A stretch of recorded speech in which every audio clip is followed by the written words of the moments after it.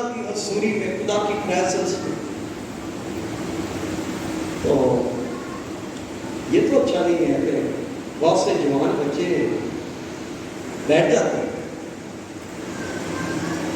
ہمیں کچھ کرنا پڑے گا.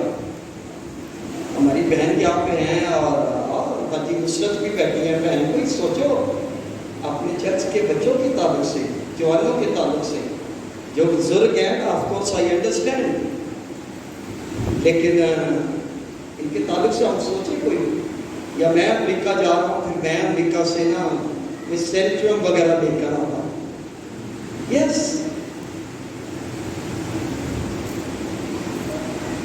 قاسم صاحب آپ بھی کچھ سوچیں. آپ بھی ہاسپٹل میں ہیں، ہماری بہن بھی ادھر بیٹھی ہیں، مسز قاسم، وہ بھی نرس بہن ہے. خدا کا شکر ہے ہمارے چرچ کو خدا نے بڑی برکت دی ہوئی ہے. ان بہنوں کے لیے ہم شکر کرتے ہیں.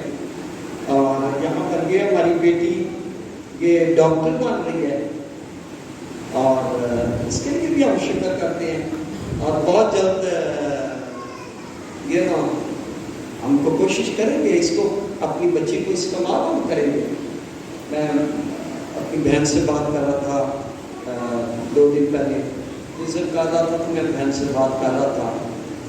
تو میں ان کو کہہ رہا تھا بچے میں کچھ اپنی کمیونٹی کے لیے کرنے کی ضرورت ہے. ہم ہر مہینے ایک میڈیکل کیمپ جو ہے لگانا چاہتے ہیں. اس کے تعلق سے ہم پلان کر رہے ہیں. قرآن برکت دی ہے. نرسز بہنیں ہیں، سال ہر سال سے کام کر رہی ہیں، بہت ایکسپیرینس ان کے پاس ہے. جیسے میں نے بتایا یہ ہماری بیٹی ڈاکٹر بن رہی ہے. پھر آف کورس اور بھی ہمارے بچے ہیں جن کو خدا نے برکت دے رکھی ہے، جو میڈیکل کے ساتھ منسلک ہیں. تو ہم ان بچوں کو استعمال کر سکتے ہیں، اپنی بہنوں کو استعمال کر سکتے ہیں. سو کچھ نہ کچھ سوچنا پڑے گا ہمیں اپنے نوجوان بچوں کے تعلق سے کہ ان کو ہم کوئی طاقت کی چیزیں ہم کھلائیں تاکہ ڈیورنگ ورشپ یہ ڈھیلے ہو کے بیٹھ نہ جائیں. جب تعلیم کے تعلق سے کہا جاتا ہے ہم تعلیم اس طرح ہو جاتے ہیں ہتھیاروں کا جناب ہے. تو یہاں پہ کسی کی مہندی ہو اور میں پورے چرچ کے لوگوں کو بلا دوں جی آ جائیں جی یہ اتنا بہن یا بھائی کی شادی ہے اور آج اس کی مہندی ہے، پھر حد ہو جائے گی، پھر ہاتھ بھی درد ہونی شروع ہو جائے. اس وقت ہم بڑے جوش کے ساتھ اب کو سیلیبریشن ہوتی ہے، اور اس سیلیبریشن میں یقیناً ہم کرتے ہیں. لیکن یہ سب سے بڑی سیلیبریشن ہے جو ہم خدا کے گھر میں آ کر کرتے ہیں. اس کی پریزنس، خدا کی حضوری، خدا کا مسا، خدا کا جلال، خدا کی قدرت کام کر رہی ہوتی ہے. اور یاد رکھیں بائبل مقدس میں لکھا ہے خدا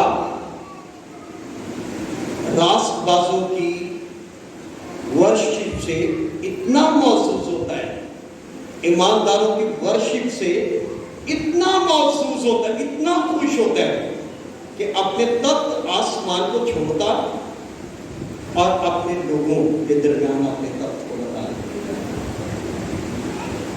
ذرا تصور کیجیے گا اتنی گہری خدا کی حضوری یہاں پر تھی، اور میرا اور آپ کا منجی خدا اس مین چیئر کے اوپر وہ بیٹھا ہوا تھا اور محسوس ہو رہا تھا، خوش ہو رہا تھا. جب ہم پرستش کر رہے تھے، جب ہم گیت گا رہے تھے، تو میری خوشی ہے، تو میرا مسا ہے، تو میری قوت ہے. ہم گا رہے تھے جب روح نال کو بے دعا جب موڑ سے ہو دیکھو، اتنا بہت خوش ہو رہا تھا. تو یاد رکھیں وہ ایمانداروں کی ورشپ پر تخت نشین ہو جاتا ہے جب ایماندار دل سے پرستش کرتے ہیں. اسی لیے تو کلام مقدس میں لکھا ہے کہ خدا ایسے پرستار ڈھونڈتا ہے جو کیسے ورشپ کرے، ڈھیلے طریقے سے نہیں. نا نا نا نا نا نا، خدا کو ڈھیلے لوگ نہیں پسند. جو روح اور سچائی سے اس کی پرستش کرے، روح سے پرستش کرے، سچائی سے پرستش کرے. کئی دفعہ پرسٹیج کرتے کرتے ادھر بھی پہلے پیر گر گئی نا بڑی حد ہوئی بہت ایسا ہو گیا پھر ادھر بھی دیکھ لیا یہ بہن بڑا بڑا ڈانس کر کے گا رہی ہے پتہ نہیں اس کو کیا ہے ایسی عادت ہی ہے مختلف باتیں کانسنٹریشن ہماری نہیں ہوتی ہماری کانسنٹریشن ہمارا دھیان کہیں اور ہوتا ہے ورشپ نہیں ہے ورشپ یہ ہے کہ ہماری کانسنٹریشن ہمارا پورا فوکس خدا کی حضوری خدا کے جلال کی طرف خدا کی اور پھر آپ عجیب طرح کی تبدیلی اپنی زندگی میں محسوس کرتے ہیں پھر ایک عجیب طرح کا تبدل آپ اپنی زندگی میں محسوس کرتے ہیں جب آپ دل سے پرستش کر رہے ہوتے ہیں آپ کو پتہ ہی نہیں ہے کہ آپ کے ساتھ کون ہے آپ کو بالکل کوئی پتہ نہیں بائبل مقدس میں صاف طور پر ہم حنا کے تعلق سے دیکھ رہے ہیں حنا کی آنکھیں بند ہاتھ کھیل رہے تھے دعا کر رہی ہے یاد رکھیں جب خدا کا خادم آیا تھا نا تو خدا کے خادم نے حنا کی کنسنٹریشن دیکھتے ہیں حنا اتنی محب تھی حنا اتنی مصروف تھی حنا اتنی کھوئی ہوئی تھی دعا میں اس کو نہیں پتا چلا کہ خدا کا خادم آیا تو بائبل مقدس میں کیا لکھا ہے ذرا دیکھیں میرے ساتھ آج یہ میرا ٹاپک نہیں ہے میں جلدی جلدی ایک اور ٹاپک کی طرف آؤں گا یہ رات کو میں بیٹھا ہوا تھا خدا نے میری رہنمائی کی پہلا سیموئیل ذرا میرے ساتھ دیکھا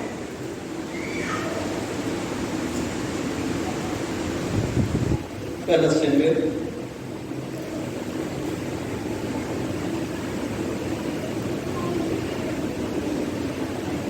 اس کا پہلا باب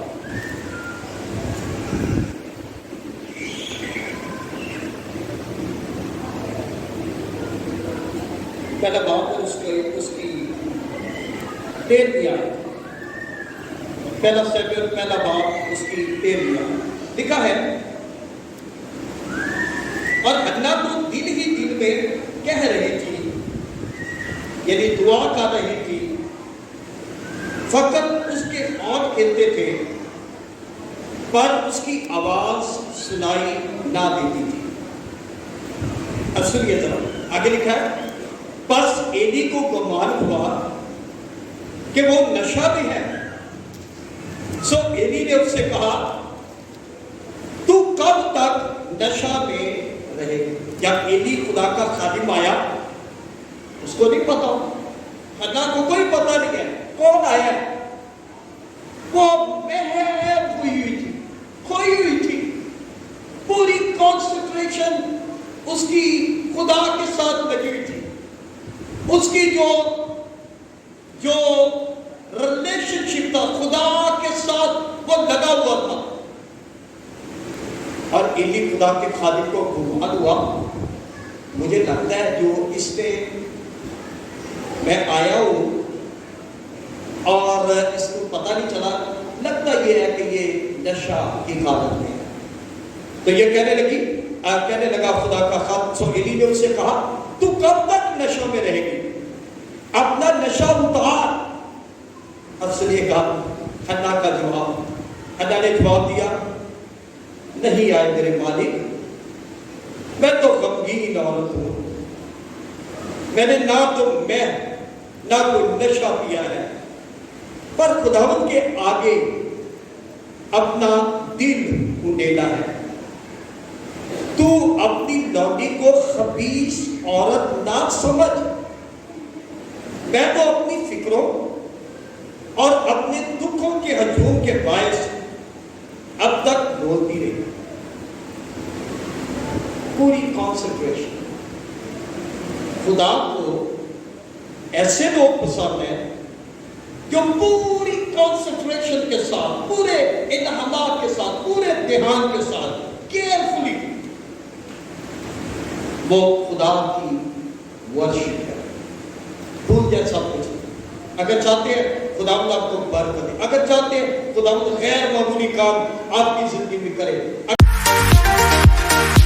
اگر چاہتے ہیں خدا معجزات آپ کی زندگی میں کرے تو پوری کانسنٹریشن کے ساتھ خدا کی ورشپ کرنا شروع کریں، تو پھر ایک بہت بڑی تبدیلی آپ اپنی زندگی میں محسوس کریں گے۔ کلام کی طرف آئیں گے، اور آج جس بات پر میں تھوڑی دیر آپ کا دھیان چاہتا ہوں،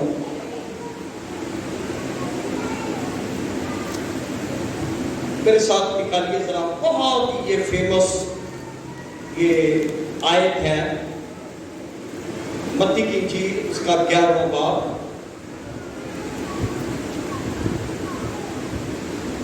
ویری فیمس 11واں باب، اور اس کی 28ویں اور 29ویں اور 30ویں آیت لکھا ہے، اے محنت اٹھانے والوں اور بوجھ سے دبے ہوئے لوگوں، محنت اٹھانے والوں اور بوجھ سے دبے ہوئے لوگوں، سب میرے پاس آؤ، میں تم کو کیا دوں گا؟ آرام دوں گا۔ میں تم کو آرام دوں گا۔ 29ویں آیت، میرا جوا اپنے اوپر اٹھا لو اور مجھ سے سیکھو، کیونکہ میں حلیم ہوں اور دل کا فروتن، تو تمہاری جانیں آرام پائیں گی۔ دوبارہ، تو تمہاری جانیں آرام پائیں گی، کیونکہ میرا جوا ملائم ہے اور میرا بوجھ ہلکا۔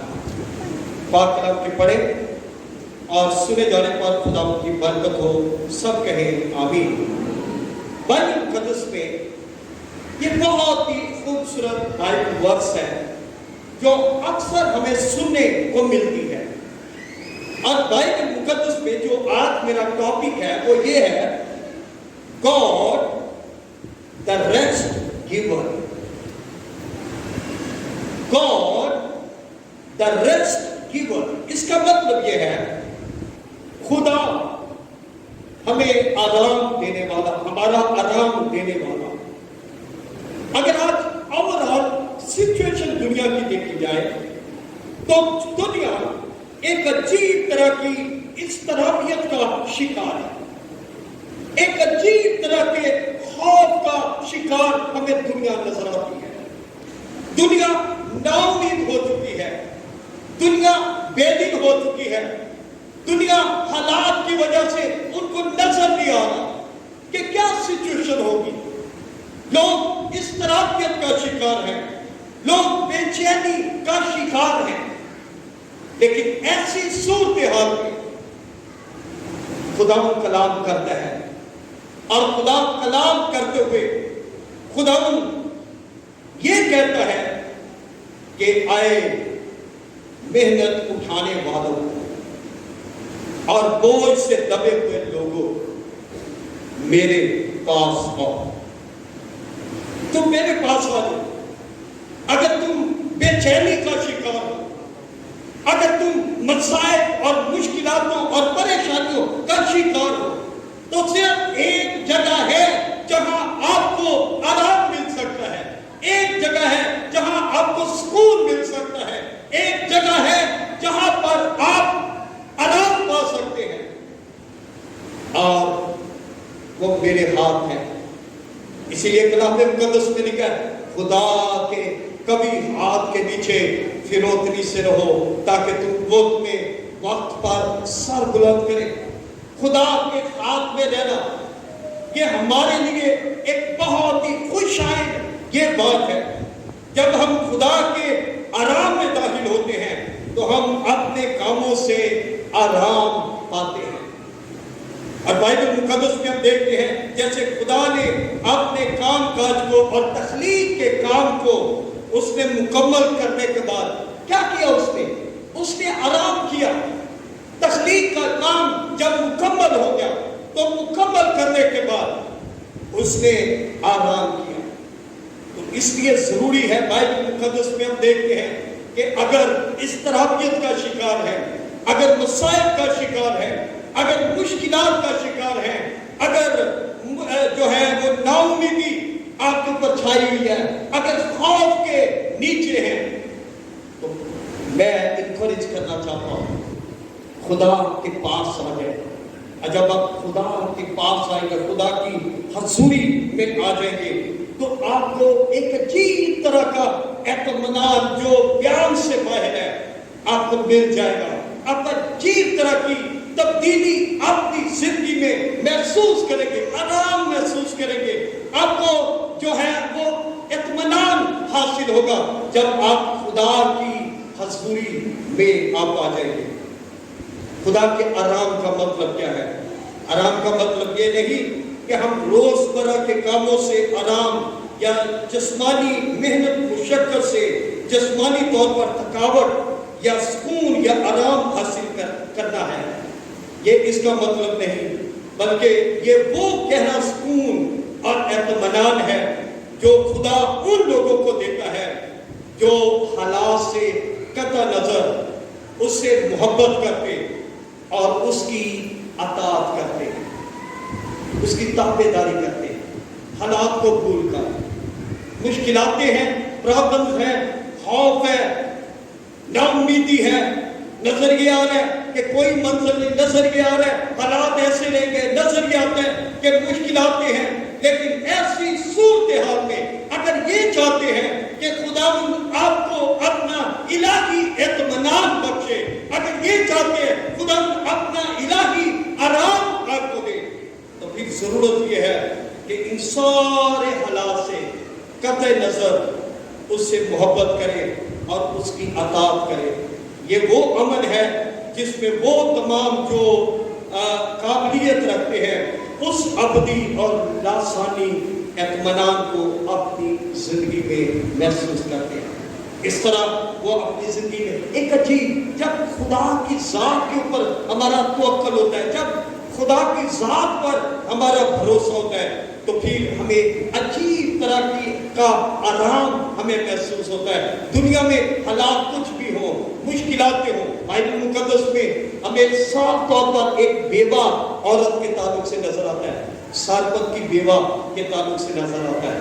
سارپت میں کہا تھا، اور یہ خدا کی خادمہ، جب خدا کا خادم آیا، اس نے کھانا بنا کر دیا، پراٹھا بنا کر دیا، چپاتی بنا کر اس کو دی، اور جب دی تو خدا کے خادم نے کہا، سن بہن، اس بات کو سن کہ تو نے دل سے میری خدمت کی ہے. اب سن لے، جب تک ملک میں کال رہے گا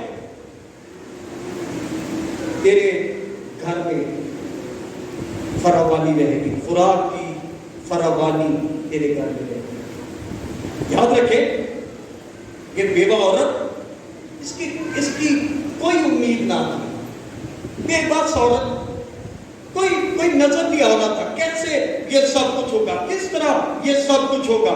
لیکن سب کچھ کو بھول بھلا کے ایک کانفیڈنس اس کے اندر تھا، ایک گہرا آرام اس کے اندر تھا.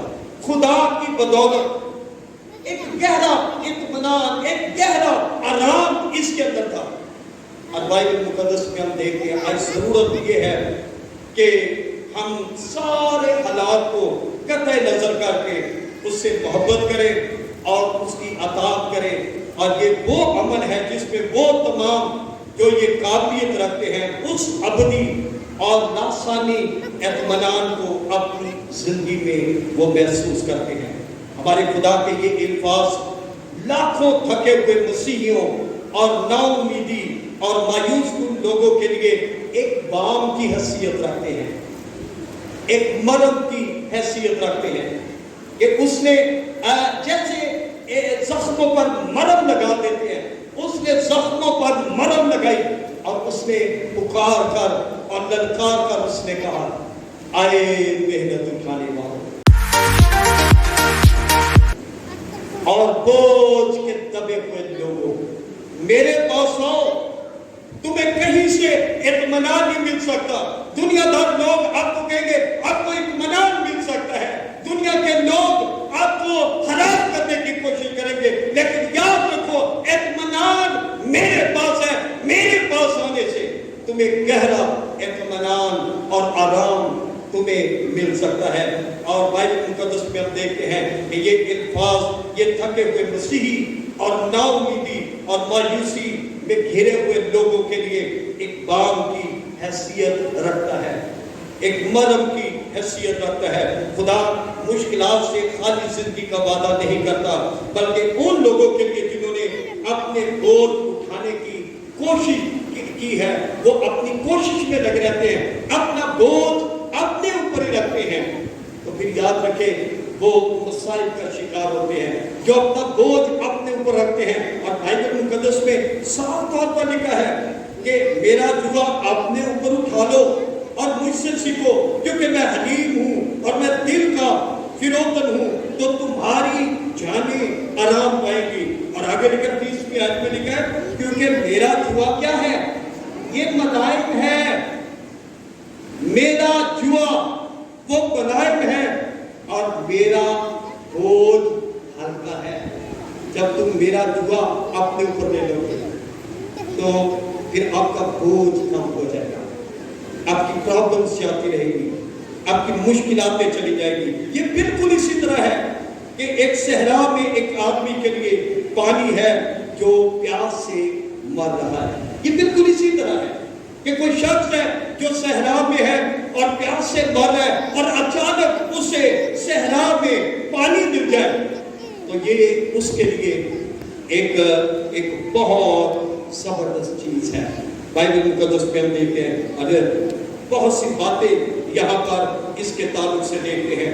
मूसा को खुदा ने मूसा के साथ कलाम किया, और अगर खरूज की किताब को आप मेरे साथ निकालें तो यहाँ पर हम देखते हैं खुदा ने कलाम किया मूसा के साथ, और उसका खरूज की किताब 33वां बाब जरा मेरे साथ निकालें। और यहाँ पर मूसा के साथ खुदा कलाम कर रहे हैं। खरूज की किताब और उसका 33वां बाब और उसकी 4वीं आयत को हम देखें तो खुदा ने कलाम किया, और खुदा ने कलाम करते हुए उसने कहा, तब उसने कहा मैं साथ चलूंगा और तुझे आराम दूंगा। मूसा ने कहा अगर तू साथ ना चले तो हमको यहां से आगे ना ले जा। अगर तब तू साथ नहीं ना जाएगा तो फिर हमें भी यहां से ना लेकर जाना। हम तेरे बगैर कुछ नहीं कर सकते, हम तेरे बगैर किसी काम के नहीं है। खुदावंद अगर तू हमारी मदद नहीं करेगा, अगर तू हमें आराम नहीं बख्शेगा, तो फिर तू यहां से हमें ना ले जा। तो कलाम मुकद्दस में हम देखते हैं आगे लिखा है, क्योंकि ये क्यों कर मालूम होगा कि मुझ पर और तेरे लोगों पर तेरे कलम की नजर है। क्या इसी तरह से नहीं कि तू हमारे साथ साथ चले, ताकि मैं और तेरे लोग रुए ज़मीन की सब कौमों से निराले ठहरे। कैसी खूबसूरत बात कर रहा है खुदा। हम ये चाहते हैं, हमारा आराम और सुकून इसी में है कि तू हमारे साथ साथ चले, तू हमारी हमेशा रहनुमाई करे। हम नहीं चाहते कभी भी तू हमारे से जुदा हो, हम कभी भी नहीं चाहते तू हमसे कभी पीछे हो। हम ये चाहते हैं तू हमेशा हमेशा हमारे साथ साथ रहे। इसी में हमारी बरकत है, फिर ही हम आराम पा सकते हैं, फिर ही हम इत्मीनान पा सकते हैं, फिर ही हम तसल्ली पा सकते हैं। और बाइबल मुकद्दस में हम देखते हैं फिर ही हम जो है एक फर्क लाइफ हम गुजार सकते हैं। हम यही चाहते हैं, हमारा आराम इसी में है कि तू हमारे साथ रहे। और बाइबल मुकद्दस में हम देखते हैं, अगर खरूज की किताब 16वें बाब को जरा निकालें तो यहाँ पर खूबसूरत बात हम देखते हैं। खरूज की किताब और उसका 16वां बाब और उसकी 23वीं आयत को देखें। अगर सुनिएगा, कलाम मुकद्दस में लिखा है 22वीं आयत से मैं शुरू करता हूं। और छठे दिन ऐसा हुआ, बल्कि 19वीं आयत से अगर शुरू कर ले और ज्यादा क्लियर हो जाएगा। 19वीं आयत में लिखा, और मूसा ने उनसे कह दिया था कि कोई उसमें से कुछ सुबह तक बाकी ना छोड़े, तो भी उन्होंने मूसा की बात ना मानी, बल्कि बाजों ने सुबह तक कुछ रहने दिया, सो उसमें कीड़े पड़ गए और वो सड़ गया। किस ताल्लुक से है? जब खुदावंद बनी इस्राएल कौम को मुल्क मिस्र की गुलामी से निकाल कर ले गया, तो कलाम मुकद्दस में लिखा है, एक जगह पर पहुंचे और कहने लगे, हम तो खीरे भी खाते थे, हम तो प्याज भी खाते थे, हम तो गोश्त भी खाते थे, हम तो रोटियां भी खाते थे, हम मन खाते थे, तो अब तो हम भूखे मर रहे हैं। मूसा हमारे लिए तो वही जगह चंगी थी, चलो कोई बात नहीं है, खाना तो हमें ठीक मिलता था, अगर कुट मिलती थी तो कोई बात नहीं है, लेकिन चलो खाना हमें अच्छा मिलता था। खुदा को अफसोस हुआ और बिला असर खुदा ने कलाम किया मूसा के साथ। खुदा ने कहा, मूसा इन लोगों को कह कि 6 दिन तक मैं इनको मुहैया करूंगा, और 7वां दिन कैसा है? ये आराम का दिन है, और इसमें इनको कह दे कि तुमने 6ठे दिन तुमने 7वें दिन के लिए भी इकट्ठा कर दिया। ये हुक्म मैं कर रहा हूं। और बाइबल मुकद्दस में हम देखते हैं उस दिन तुम उसको इकट्ठा करना, वो खराब नहीं होगा। और कलाम मुकद्दस में जरा आगे हम देखें, लिखा है,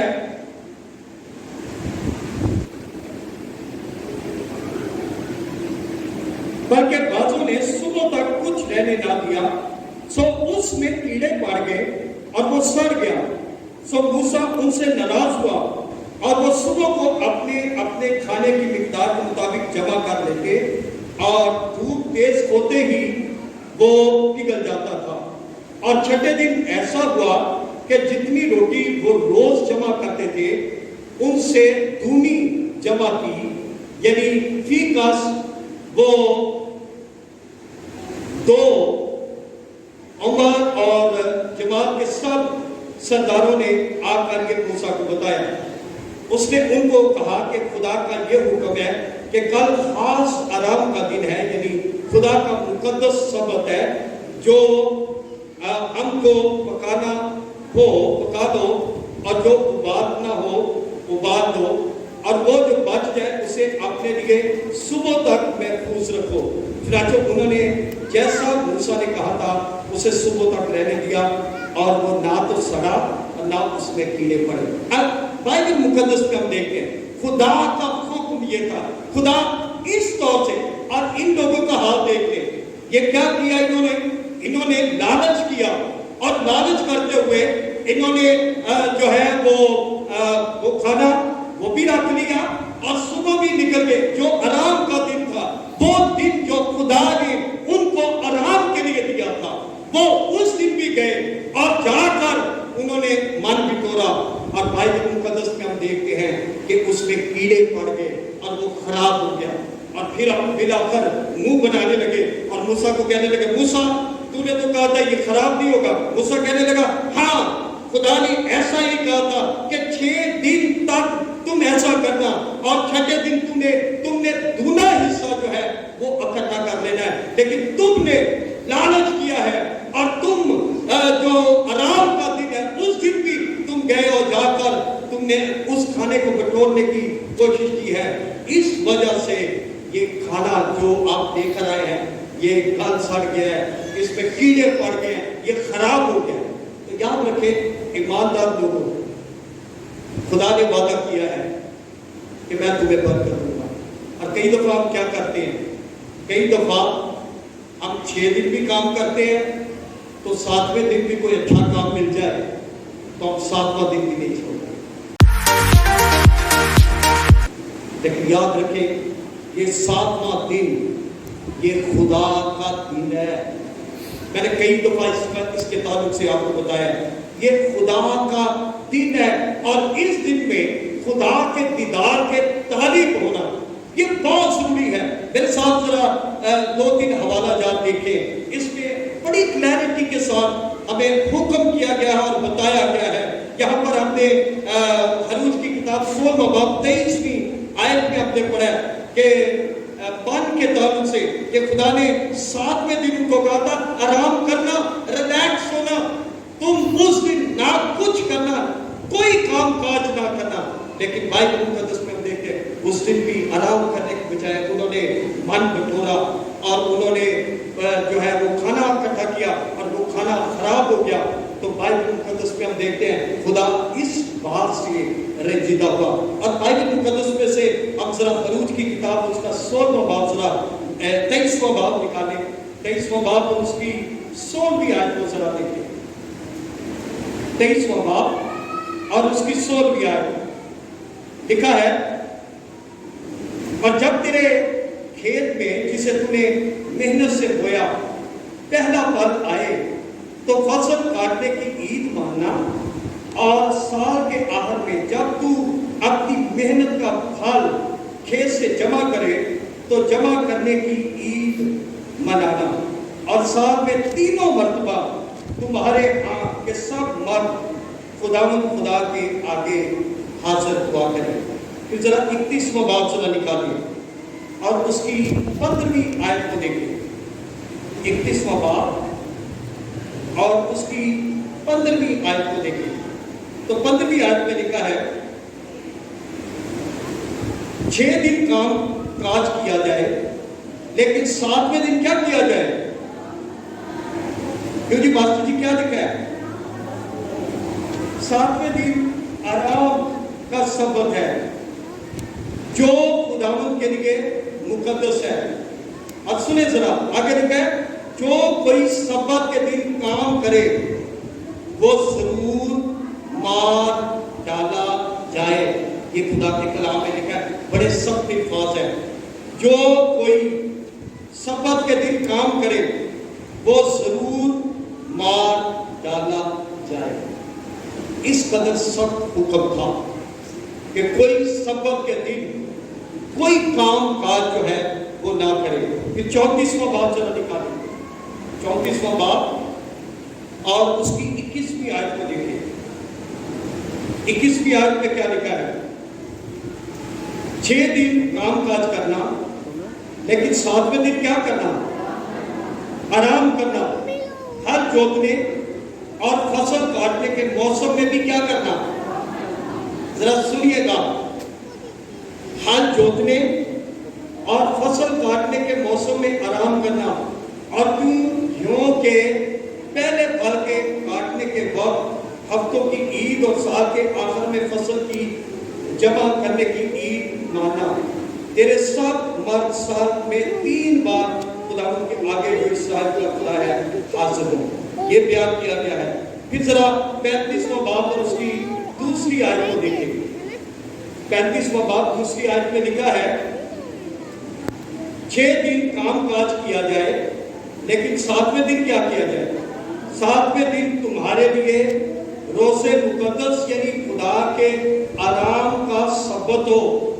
اور آگے لکھا ہے اور جو کوئی اس میں کچھ کام کرے وہ مار ڈالا جائے گا. بڑے سخت الفاظ یہاں پر ہمیں نظر آتے ہیں. خدا بار بار کلام کرتا ہے کہ یہ دن 7واں دن کیا ہے؟ آرام کا دن ہے. ہم 7ویں دن بہت سے دوسرے کام کر رہے ہیں.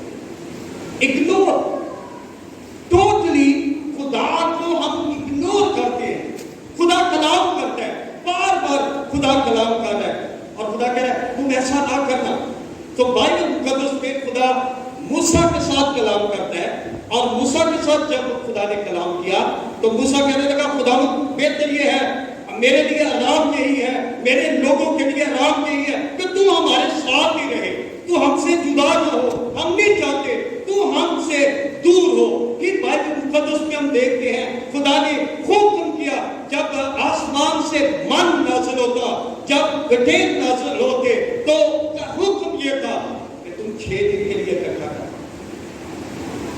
मैं encourage करना चाहता हूँ खुदा का खादिम होते हुए 6 दिन खूब मेहनत किया करें, 7वें दिन खुदा के घर में आए, खुदा के कलाम को सुने, खुदा की हजूरी पे वक्त गुजारे।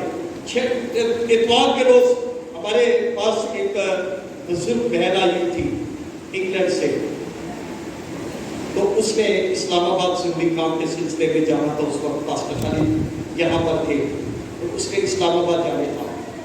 तो पास्टर खालिद कहने लगे कि सिस्टर जी क्या पॉसिबल है कि अगर हम संडे को हम सफ़र कर लें और 3, 4, 5 घंटे के बाद हम इस्लामाबाद चले जाएंगे और फिर अगले दिन हम ज़रूरी जो काम है वो अब कर लेंगे। कहने लगे बहुत बेटा, इतवार का दिन ये आराम का दिन है, मैं नहीं जाऊँगी। कहने लगे कोई बात नहीं है, एक दिन ज़ाया हो जाए तो हो जाए, लेकिन आज मैं ट्रैवल नहीं करूँगा, पक्के नहीं जाऊँगा।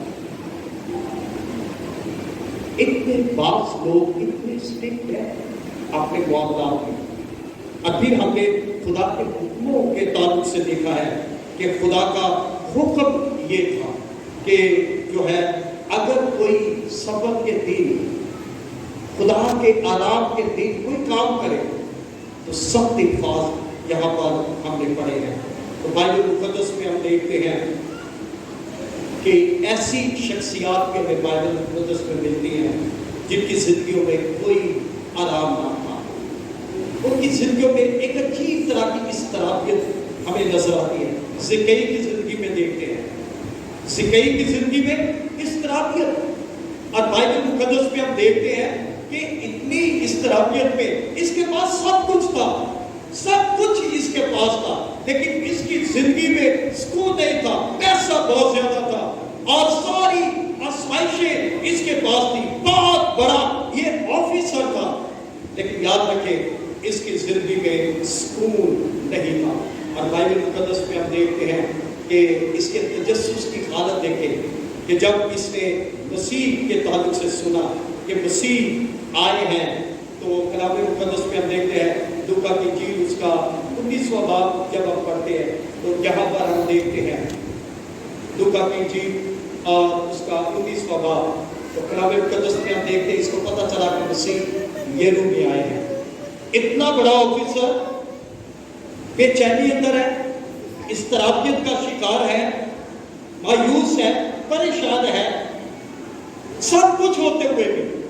और बाइबल मुकद्दस में लिखा है कि ये मसीह को देखने के लिए ये गुलर के दरख्त के ऊपर चढ़ा। अब सब स्टोरी से बात, इसकी जिंदगी में कोई सुकून ना था, बेसुकूनी जिंदगी इसकी थी, कोई अंदर आराम नहीं था।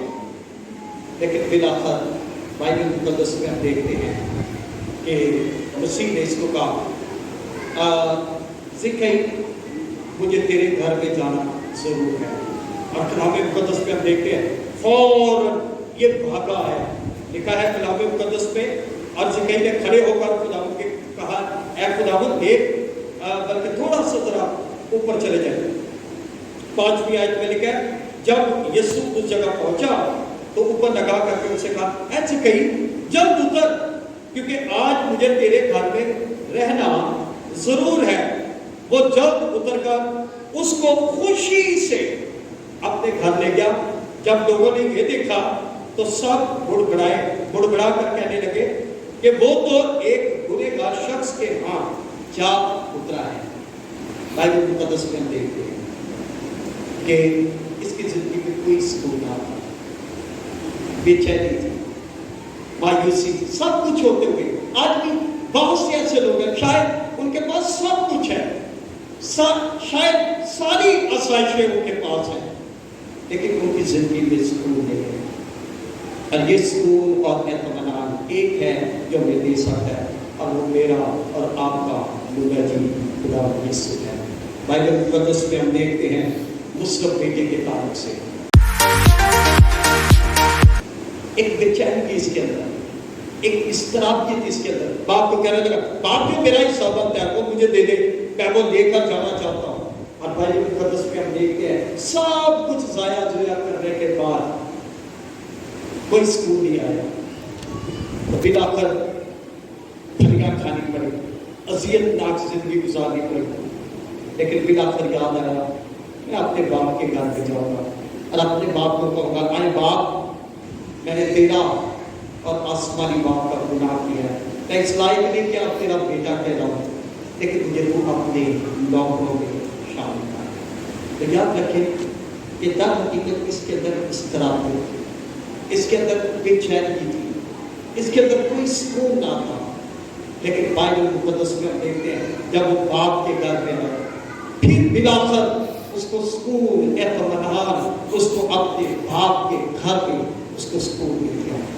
तो याद रखिए, सिर्फ एक ही जगह है जहां हमें सुकून मिल सकता है, और वो आसमानी बाप है जो हमें सुकून दे सकता है। साथी औरत के ताल्लुक से देखते हैं, कोई सुकून नहीं था।